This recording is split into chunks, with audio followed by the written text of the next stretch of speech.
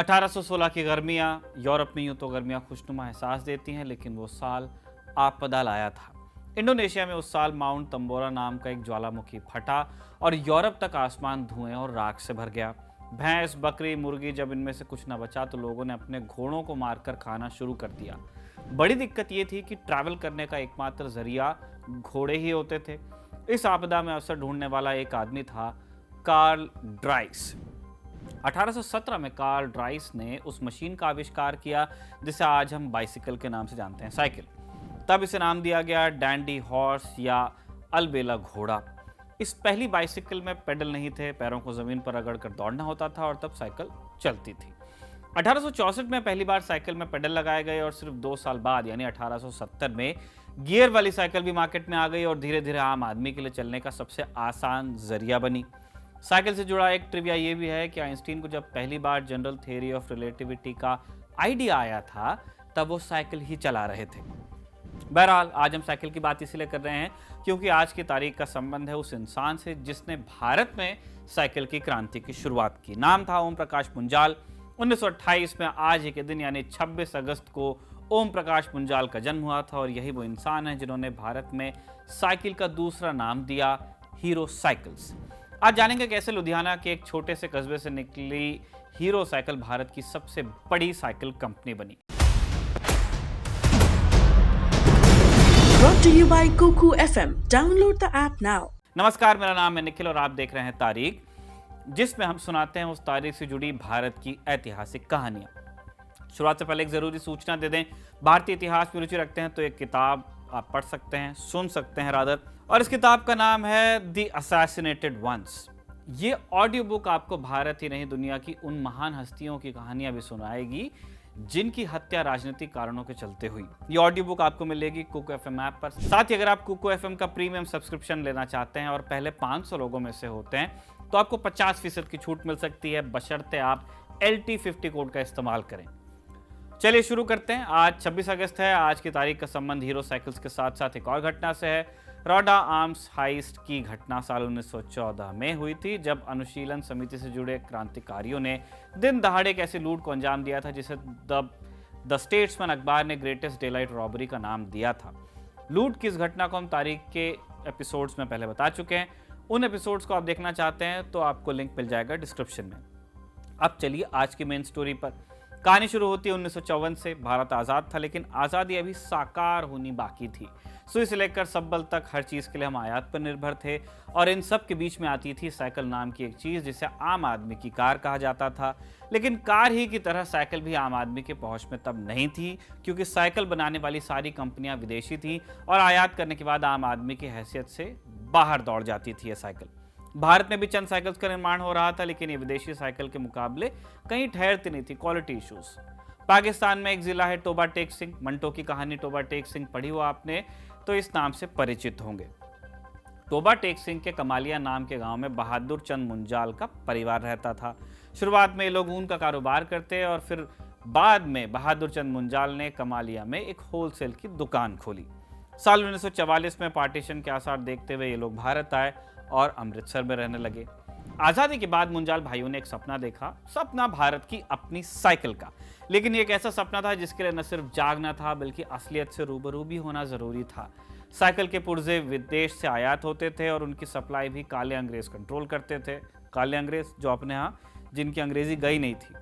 हर चीज़ का कोटा बंधा होता था। ओम प्रकाश मुंजाल को तब टायर बनाने वाली डनलप कंपनी के ऑफिस में घुसने के लिए ही 2 दिन का इंतजार करना पड़ा था, वो भी सिर्फ मैनेजर से मिलने के लिए। मुंजाल भाइयों ने तय किया कि खुद ही साइकिल के पार्ट्स बनाएंगे। पैसे की दिक्कत थी ही, साथ में साइकिल बनाने की टेक्नोलॉजी भी उपलब्ध थी नहीं भारत में।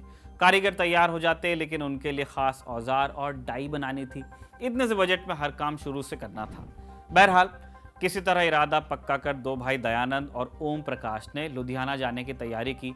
तब पता चला कि उनका एक सप्लायर करीमदीन पाकिस्तान जा रहा है। करीमदीन साइकिल की गद्दियां बनाता था और इसके लिए भी उसने अपना ब्रांड नेम रखा था। जाने से पहले वो ओम प्रकाश मुंजाल से मिला। ओम प्रकाश ने पूछा कि तुम जा रहे हो, अगर बुरा न मानो तो अपना ब्रांड हमें दे दो। करीमदीन तैयार भी हो गया। इस ब्रांड का नाम था हीरो और इस तरह शुरुआत हुई हीरो साइकिल की। साइकिल बनाने के लिए कोई मैन्युफैक्चरिंग मैनुअल नहीं था। इसलिए मुंजाल भाइयों ने तय किया कि स्क्रैच से शुरुआत करेंगे, बिल्कुल शुरू से।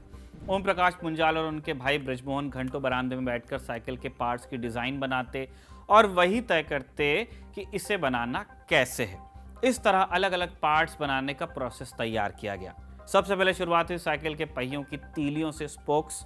इसके लिए दुकान के हाथे में एक छोटी सी भट्टी लगाई गई और 2 लोगों की देखरेख में तीलियां बनाने का काम शुरू हुआ।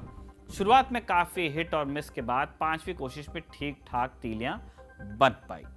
तीलियों का ऑर्डर भी मिला, लेकिन पहला ऑर्डर पूरी तरह फेल रहा। साइकिल के पहियों की तीलियां जोर लगाने पर टूट गईं और डीलर्स ने ऑर्डर वापस कर दिया। चारों भाइयों ने पैसा जोड़कर डीलर्स को उनका सारा पैसा भी वापस किया। इस तरह उनकी साख तो बच गई, लेकिन जेब ठन गोपाल हो गई। चारों भाई दोबारा काम पर लगे। नया डिजाइन, नई वेल्डिंग प्रोसेस के बाद एक और बार तीलियां बनाई गई। चूंकि ऑर्डर देने वालों को पिछले ऑर्डर पर कोई नुकसान नहीं हुआ था, इसलिए उन्होंने एक और बार चांस लिया और दोबारा तीलियों का ऑर्डर दिया। इस बार बात बन गई और पहियों में कोई शिकायत नहीं आई।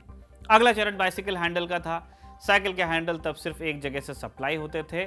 मार्केट में मोनोपोली थी, यानी कि एक ही कंपनी का वर्चस्व, और इसी का फायदा उठाकर सप्लायर मोटे पैसे छाप रहा था। मुंजाल भाइयों ने तय किया कि हैंडल भी वो खुद बनाएंगे। पंजाब का रामगढ़िया समुदाय मिस्त्री, लोहार और काश्तकारी के काम के लिए जाना जाता था। मुंजाल भाई उनके पास गए और उन्होंने हैंडल का डिजाइन दिखाया और कहा कि क्या ऐसा आप बना दोगे। इस तरह साइकिल के हैंडल बनने शुरू हुए।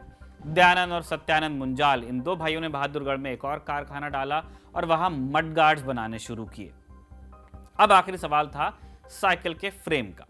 अब तक भारत में जो साइकिल प्रचलित थी वो 2 लोगों को बिठाने के हिसाब से बनाई जाती थी, लेकिन मुंजाल भाइयों के दिमाग में कुछ और चल रहा था। वो चाहते थे कि साइकिल भारतीय परिस्थितियों के हिसाब से बनाई जाए। इसका मतलब था साइकिल में कम से कम इतनी मजबूती हो कि 3 लोग भी बैठ जाएं तो उसका काम न बिगड़े। इसके अलावा साइकिल को बाहर ढोने के लिए भी इस्तेमाल किया जाना था कैरियर पे। जरूरी था कि साइकिल में दूध वाला अपना कैनिस्टर ले जा सके और सब्जी वाला अपनी टोकरी। साथ ही ये भी जरूरी था कि साइकिल आम आदमी के सामर्थ्य के अंदर, उसके बजट में आ जाए। इसके लिए उन्होंने खूबसूरती से ज्यादा टिकाऊ होने पर ध्यान दिया। कई कोशिशों के बाद हीरो साइकिल अपनी पहली 100% इंडियन साइकिल बनाने में समर्थ हुए। शुरुआत में ये लोग 600 साइकिल हर महीने बना रहे थे और फिर 1956 में हीरो साइकिल्स ने सरकार से लाइसेंस लिया। साथ ही बैंक से 50,000 का लोन लेकर एक बड़ी फैक्ट्री डाली। इस छोटी सी शुरुआत का नतीजा हुआ कि 1975 आते आते हीरो साइकिल इंडिया में साइकिल की सबसे बड़ी कंपनी बनी। 1975 में कंपनी 7,500 साइकिल हर रोज बना रही थी। 1986 तक ये संख्या दोगुनी से भी ज्यादा हो गई और उसी साल 18,500 साइकिल एक दिन में बनाकर Guinness book of world record में अपना नाम भी दर्ज करवा लिया।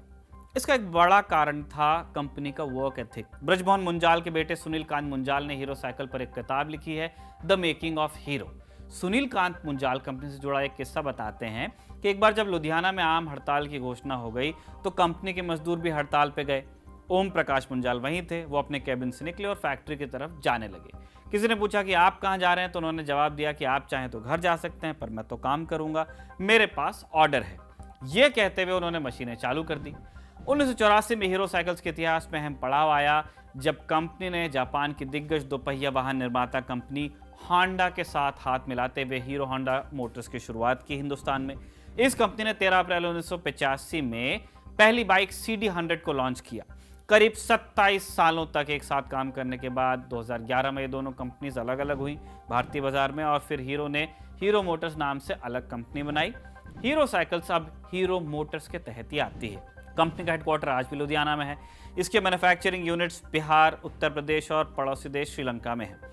कंपनी ने इंग्लैंड के मैनचेस्टर में 18 करोड़ की लागत से एक ग्लोबल डिजाइन सेंटर बनाया जहां कंपनी के लेटेस्ट डिजाइन्स बनाए जाते हैं। साल 2015 में हीरो ने अपना पहला विदेशी निवेश करते हुए यूके की साइकिल कंपनी एवोकेट स्पोर्ट्स को खरीदा और 2016 में श्रीलंका की BSH वेंचर्स में हिस्सेदारी भी खरीदी।